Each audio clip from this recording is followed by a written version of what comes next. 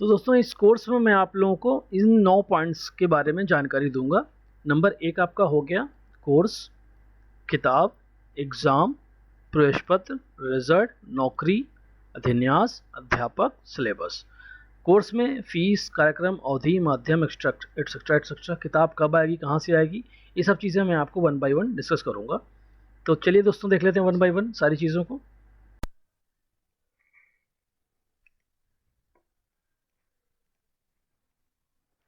दोस्तों बीए की जो फीस होती है, बीए की डिटेल हम जान लेते हैं। दोस्तों बीएड के बारे में हम जान लेते हैं। बीएड में दोस्तों आपका जो प्रोग्राम कोड होता है वो 101 होता है। न्यूनतम 3 साल है, मैक्सिमम 6 साल है। मैक्सिमम इसलिए रखते हैं कि अगर आपका 3 साल में कंप्लीट नहीं हो पाया तो अगले 3 साल में आप बैक पेपर वगैरह दे के कम्प्लीट कर लीजिए। मीडियम हिंदी है। ड्यूरेशन ये मैंने बता ही दिया है। मिनिमम क्वालिफिकेशन फॉर एडमिशन के लिए 10+2 है, इंटर होना चाहिए। और कार्यक्रम शुल्क प्रतिवर्ष यानी प्रोग्राम की जो फीस है पर ईयर हर साल 4,500 रुपये हर साल लगेंगे। असाइनमेंट एसेंशियल है, आवश्यक है, इसे जमा करना ही करना है। अब बात कर लेते हैं पाठ्यक्रम कोड और विवरण की, यानी कि पेपर क्या क्या आपके first year, second year, third year में रहेंगे। तो उससे पहले मैं आप लोगों को ये बता दूं कि इसका एडमिशन दोस्तों जुलाई में ही होता है। ठीक है दोस्तों, सिर्फ जुलाई में एडमिशन होगा और फिर आपके 6 महीने पे इसके एग्ज़ाम होते रहेंगे। फिर उसको मतलब जुलाई में एडमिशन लिया, दिसंबर में एग्ज़ाम होगा, फिर उसके बाद जून में एग्ज़ाम होगा, इस तरह एग्ज़ाम होते रहेंगे। ये इसके बारे में यहाँ पे इंफॉर्मेशन थी। अब आइए इसके बारे में डिटेल बात कर लेते हैं। को बीए पॉलिटिकल साइंस, हिस्ट्री और सोशोलॉजी, ये जो कॉम्बिनेशन लेंगे उसके बारे में बताऊँगा। देखिए ये जो फर्स्ट ईयर में आप लोग क्या पढ़ना पड़ेगा, फर्स्ट इसमें 2 सेमेस्टर होंगे, फर्स्ट सेमेस्टर और सेकंड सेमेस्टर। तो ये 6 महीने बाद इससे, यानी 6 महीने का ये, 6 महीने का ये, 1 साल में। तो 6 महीने में जो आपके 4 पेपर होंगे, टोटल 4 पेपर होंगे, इन्हीं का असाइनमेंट और इन्हीं का वो भी लिखित परीक्षा भी होगी 6 महीने में। तो इसमें आप ये 3 पेपर तो आपकी ये कंपलसरी होंगे, 1 सभी ये पॉलिटिकल साइंस, हिस्ट्री और सोशोलॉजी के 101, 101, 101, इन दोनों में से कोई एक पेपर आपको चूज़ करना पड़ेगा। तो ये टोटल 4 हो जाएंगे। उसी तरह से सेकंड सेमेस्टर में 102, 102, 102 सभी पेपर के 102 लेने पड़ेंगे और AECA इसमें कोई ऑप्शन नहीं है, ये लेना ही लेना होगा। तो टोटल 4 पेपर हो गए आप लोग के। जब सेकंड ईयर में आप एडमिशन लेंगे तो थर्ड सेमेस्टर में आपको यानी कि फिर सभी का 103, 103, 103 और ये कंपलसरी है, ये लेना पड़ेगा। टोटल आपके 4 पेपर इसमें भी हो गए। उसके बाद दोस्तों आएंगे आपके फोर्थ सेमेस्टर में, इसमें 104, 104, 104 ये आपके तीनों हो गए। उसके बाद ये आपके कंपलसरी हैं, तो टोटल 4 पेपर हो गए। अब ये SC SP एंड 03 ये आपको लेना ही लेना है। अब ये जो डिसिप्लिन करके कोर्स होता है, ये आपको मैं दिखा दूं। ये देखिए कॉम्बिनेशन में होता है, ये नियम होते हैं इसके। ये नियम इस तरीके से हैं, इन्होंने ये नियम दिए होते हैं यहाँ पे, इसी को मैंने सिंप्लीफाई किया है। ये देखिए पंचम सेमेस्टर में सचिवी कार्य पद्धति, प्रथम वर्ष, द्वितीय वर्ष का विषय केंद्रित, इस तरीके से कोर्स होते हैं। तो इसलिए मैंने इसको बस सिंप्लीफाई किया है आप लोगों के लिए कि जैसे पॉलिटिकल साइंस का ये 101 हो गया, ये 102 हो गया, हिस्ट्री का 101 हो गया, 102 हो गया। इसी तरीके से DCPES 103 और 104 और DCEHY का 103 और 104 और SEINS 04। तो ये आपके, और इसमें से कोई एक ले लेंगे आप, तो इसमें से भी कोई एक लेना होगा। तो इस तरह फिफ्थ सेमेस्टर में भी आपको टोटल 4 पेपर होंगे, सिक्स सेमेस्टर में टोटल 4 पेपर होंगे। तो दोस्तों आप लोगों को सभी जो पेपर हैं जब एडमिशन लें तो उसका मिलान ज़रूर प्रॉस्पेक्टस से कर लें। मैंने यहाँ पे दिखाने की कोशिश की है कि देखिए इतने पेपर होंगे, और ये मैंने मिलाया है प्रॉस्पेक्टस से, और तब इसको मैंने बनाया है चार्ट आप लोगों के लिए। तो इसको आप लोग ज़रूर एडमिशन जब लें, एडमिशन फॉर्म जब आपको डाउनलोड हो तो मिला लीजिएगा कि आपके सभी पेपर सही आए हैं कि नहीं, क्योंकि आपके पेपर सही नहीं आएंगे तो फिर आपके रिजल्ट में आने में दिक्कत होगी। तो ये दोस्तों ये आपका कोर्स की डिटेल हो गई। अब दोस्तों आगे देख लेते हैं। टॉपिक है दोस्तों, किताबें कैसे मिलती हैं, SLM कैसे मिलता है, उसके बारे में बात कर लेते हैं। वैसे तो किताबें जब आप ऑनलाइन प्रवेश लेते हैं और अपने अध्ययन केंद्र पर ऑनलाइन फॉर्म की हार्ड कॉपी जमा करते हैं, यानी जब आप एडमिशन ऑनलाइन ले लेते हैं, चाहे साइबर कैफे से लें, चाहे अपने घर बैठे लैपटॉप वगैरह से लें, और उसकी हार्ड कॉपी जो आपकी है वो जब आप अपने अध्ययन केंद्र पर जमा करते हैं तब आपका अध्ययन केंद्र आपके ऑनलाइन फॉर्म को विश्वविद्यालय के ऑनलाइन सॉफ्टवेयर पर वेरीफाई और कंफर्म करते हैं। आपका प्रवेश कंफर्म होते ही आपका पंजीकरण संख्या यानी इनरोलमेंट नंबर जनरेट होता है और तत्काल इसकी सूचना ऑनलाइन सॉफ्टवेयर के माध्यम से प्रयागराज स्थित मुख्य विद्यालय के किताब विभाग में आपके प्रवेश लेने की सूचना पहुंच जाती है। फिर किताब विभाग आपकी किताब आपके ऑनलाइन फॉर्म में दिए गए पत्राचार पते पर प्रेषित कर देते हैं। यदि आपको अपनी किताबें ना मिली हो तो आप ऑनलाइन विश्वविद्यालय की वेबसाइट से डाउनलोड करके भी पढ़ सकते हैं। दोस्तों असाइनमेंट की बात करें तो असाइनमेंट के लिए एग्जामिनेशन में आएंगे, असाइनमेंट पेपर पर आएंगे, इस पर क्लिक करेंगे तो देखिए यहाँ पे जितने भी असाइनमेंट लगे हुए हैं, जब एडमिशन हुआ तब के असाइनमेंट पेपर लग गए। इसी तरह असाइनमेंट पेपर जून 22 जनवरी 23 का हो गया। इसके बाद जो एडमिशन लेंगे इसके बाद यानी कि जून 23 जनवरी 24 तो उसका भी असाइनमेंट यहाँ पे लग जाएगा और ये आगे खिसक जाएगा। इस तरह से यहाँ पे असाइनमेंट आपको मिल जाएगा। असाइनमेंट में इस पर क्लिक करेंगे, जैसे मान लीजिए सपोज कि इस पर हम क्लिक कर रहे हैं तो पीजी प्रोग्राम्स यहाँ लगे हुए हैं, यूजी प्रोग्राम्स यहाँ लगे हैं, डिप्लोमा प्रोग्राम्स और सर्टिफिकेट अवेयरनेस प्रोग्राम यहाँ लगे हुए हैं। इस तरीके से अवेलेबल रहेगा, आप यहाँ से डाउनलोड करके असाइनमेंट का पेपर लिख सकते हैं अपना। दोस्तों अगले पॉइंट में हम बात कर लेते हैं कि एग्ज़ाम के बारे में, एग्ज़ाम कहाँ होगा, टाइम टेबल कहाँ से मिलेगा, इन सब के बारे में जानकारी मैं आप लोगों को दे देता हूँ। एग्ज़ाम कहाँ होगा साथियों, परीक्षा केंद्र के संबंध में आपको ये जानकारी दूंगा कि आप खुद स्वयं पता करें कि जिस अध्ययन केंद्र पर आपने प्रवेश लिया है उसका परीक्षा केंद्र पिछले 2-3 साल कहाँ बना था। इसी आधार पर आपको पता लग जाएगा कि परीक्षा केंद्र कहाँ बनेगा। वैसे यदि मैं आपको परीक्षा केंद्र बनने का तरीका बताऊं तो मैं ये कहूँगा कि मुक्त विश्वविद्यालय ने इस संबंध में कई नियम बनाए हैं, जैसे कि अध्ययन केंद्र पर उत्तर प्रदेश सरकार की परीक्षा संबंधी सभी नियम वहाँ लागू होते हैं कि नहीं, शिक्षार्थियों की संख्या कितनी है, सीसीटीवी कैमरा है कि नहीं, ये सब चीज़ें के नियम हैं, तभी वहाँ पे परीक्षा केंद्र बनते हैं। वैसे इसकी जानकारी अगर आप मेरे Telegram, YouTube, Instagram, Twitter, Facebook account पर अगर आप मुझसे जुड़े हुए हैं तो इसके माध्यम से मैं आपको देता रहूँगा कि एग्ज़ाम सेंटर वगैरह कहाँ बना या टाइम टेबल वगैरह कहाँ होगा। अगला देख लेते हैं दोस्तों टाइम टेबल। साथियों टाइम टेबल की अगर बात करें तो दिसंबर में होने वाली परीक्षा दिसंबर के प्रारंभ से मार्च तक होने की संभावना होती है। इसका टाइम टेबल नवंबर के प्रथम सप्ताह से अंतिम सप्ताह तक विश्वविद्यालय की वेबसाइट पर आने की संभावना होती है।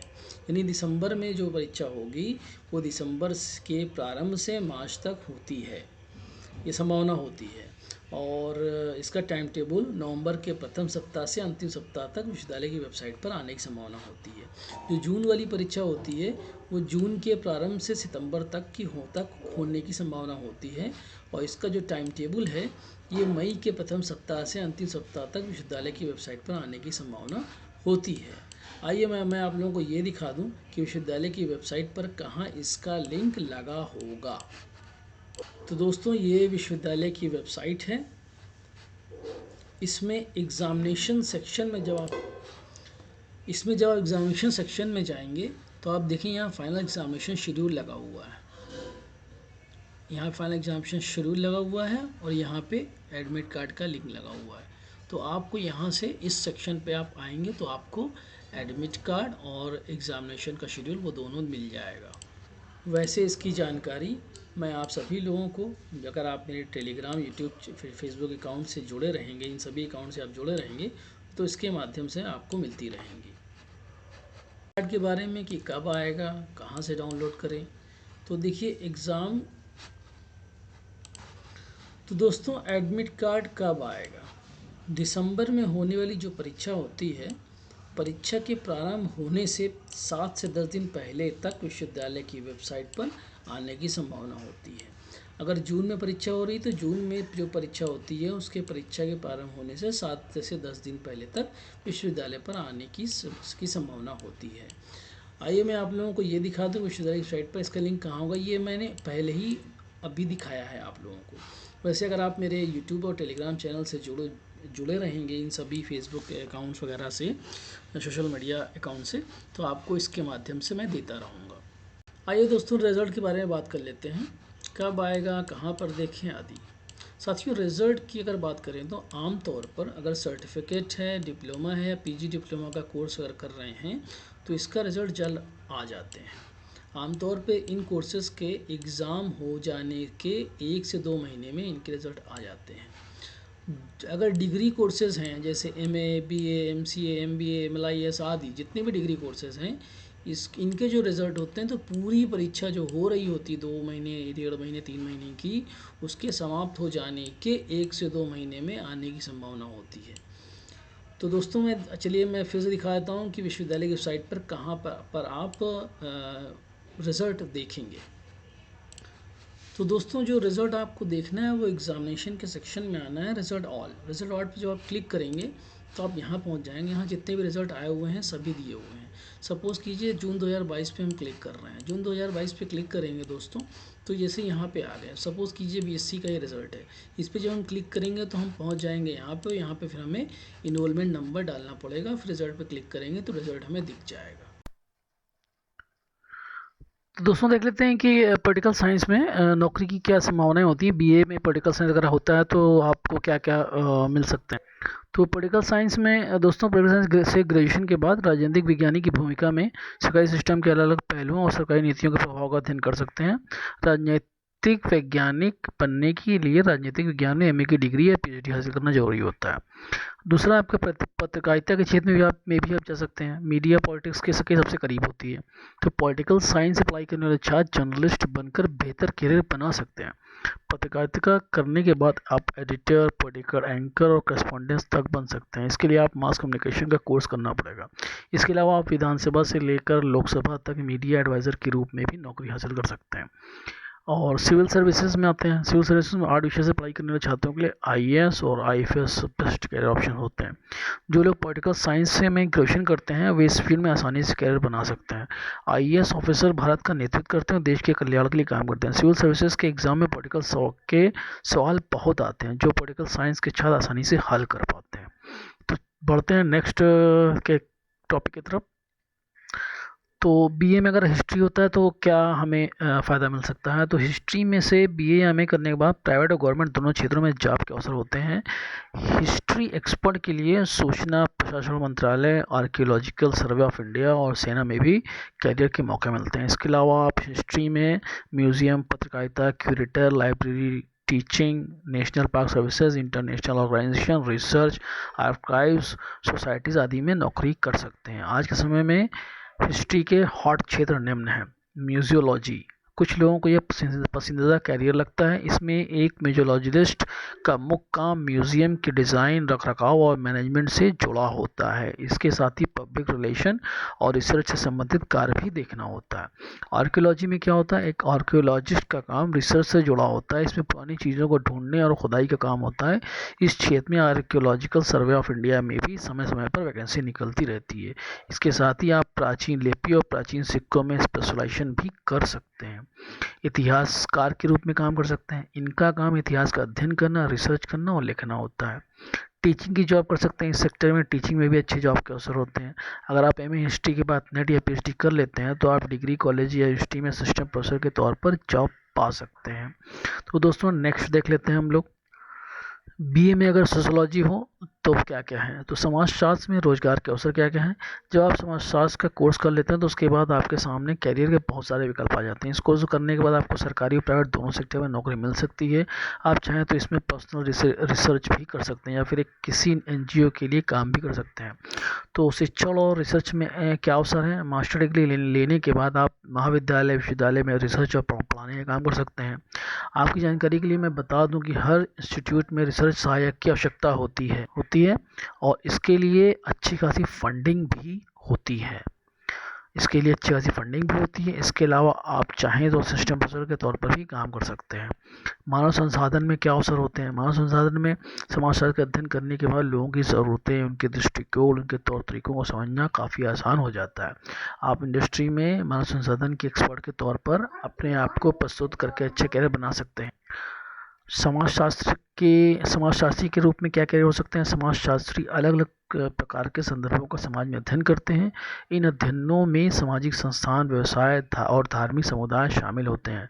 डायरेक्टर की उपाधि हासिल करने के बाद आमतौर पर समाजशास्त्री एकेडमिक संस्थानों में शोधकर्ता के रूप में काम करते हैं।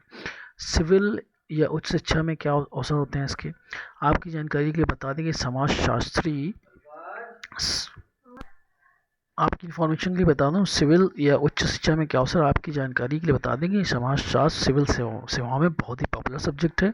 इसमें जो व्यक्ति कैरियर बनाता है उसका वेतन इन कर्मचारियों से ज़्यादा होता है। इसमें वेतन में वृद्धि भी होती रहती है। पब्लिक रिलेशन में क्या अवसर है, स्नातक करने के बाद समाजशास्त्र में पब्लिक रिलेशन के रूप में को भी आप करियर में चुन सकते हैं। यहाँ पर व्यक्ति एक सामाजिक व्यक्ति के तौर पर अपना काम करता है और व्यक्ति किसी संगठन या कंपनी की ओर से काम करते हैं। लेखन, स्वतंत्र पत्रकारिता में भी अवसर होते हैं। समाजशास्त्र के विद्यार्थियों के लिए विश्लेषणात्मक की वजह से स्वतंत्र पत्रकारिता में बहुत से विकल्प होते हैं। अगर आप सांस्कृतिक और सामाजिक मुद्दों पर अच्छी पकड़ रखते हैं तो आप एक अच्छे लेखक बनकर इसमें अपना करियर बना सकते हैं। अंतर्राष्ट्रीय सहायता और विकास में क्या अवसर है, यह एक बहुत ही बड़ा विशाल क्षेत्र है। इसमें एक ही विभाग के नीचे बहुत काम होते हैं। समाजशास्त्र से ग्रेजुएशन पूरी करने के बाद अंतर्राष्ट्रीय सहायता के लिए भी काम कर सकते हैं। अब लास्ट में कि मैंने ये सभी मैंने ढूंढे हैं आप लोगों के दोस्तों की, ये मैं इसको बता सकूँ इसमें क्या क्या हो सकते हैं। ट्रैवल गाइड के रूप में क्या करियर है, हर साल हमारे भारत देश में कई विदेशी टूरिस्ट घूमने के लिए आते हैं और वह हमारे यहाँ आकर लोकल गाइड को स्थलों को घूमने के लिए टेम्परेरी तौर पर संपर्क करते हैं। ऐसे में आपको अगर यात्रा स्थलों की सामाजिक और सांस्कृतिक जानकारी है तथा आप उन स्थलों की परंपराओं के बारे में जानते हैं तो आप ट्रैवल गाइड के रूप में भी काम कर सकते हैं। आप समाजशास्त्र से ग्रेजुएशन पूरी करने के बाद इस क्षेत्र में अपना करियर बना सकते हैं। तो दोस्तों ये था वीडियो इसके बारे में। अब मैं नेक्स्ट देख लेता हूँ। दोस्तों फैकल्टी के बारे में यहाँ पे मैंने दिया है। सोशोलॉजी में डॉक्टर सुचिता चतुर्वेदी जी हैं, इनका फ़ोन नंबर है, इनकी ईमेल आईडी। हिस्ट्री में ये हैं 3 टीचर और पॉलिटिकल साइंस में ये 1 टीचर हैं और एक दीपिका श्रीवास्तव है। इनके सब लोगों को मैंने दिए हुए हैं। संबंधित सब्जेक्ट के अध्ययनास पेपर इन्हीं प्रोफेसर के द्वारा ही बनाए जाते हैं जो कि विश्वविद्यालय वेबसाइट पर अपलोड होते हैं। तो ये मैंने फैकल्टी के बारे में डिटेल यहाँ पे दी है आप लोगों को, आप देख सकते हैं। कॉन्टैक्ट नंबर वगैरह सब कुछ है इसमें। दोस्तों आप हमसे विभिन्न सोशल नेटवर्किंग साइट्स के माध्यम से भी जुड़ सकते हैं जो कि नीचे दिए हुए हैं और हम सभी अपडेट सूचना इस लिंक्स पर उपलब्ध कराते रहते हैं, चाहे वो टेलीग्राम का लिंक हो, फेसबुक का पेज हो, इंस्टाग्राम का पेज हो या ट्विटर का लिंक हो। तो दोस्तों मिलते हैं आप लोगों के साथ अगली वीडियो में। धन्यवाद।